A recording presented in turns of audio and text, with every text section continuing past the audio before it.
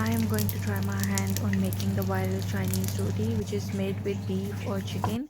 We are going to make it with chicken, but I'm going to make it with my kebab mixture.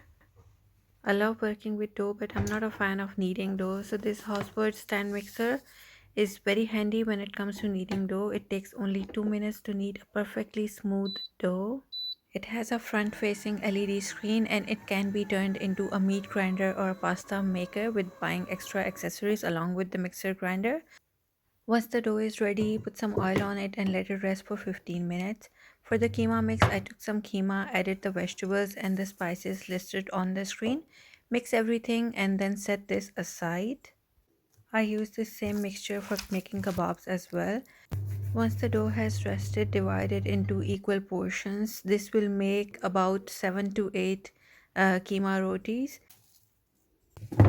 You will not need a rolling pin to roll it out. It's very easy to stretch the dough with oil. Just spread some keema mixture on it and fold it in this way as shown it in the video. This will make the layers and it will be very flaky and crispy. Let these rest for another 5 minutes and then just gently press them with your hands and they're ready to be fried. You can also air fry them. For myself, I air fried, but these were for my son and I deep fried them and they were super flaky. Serve them with some chutney and enjoy.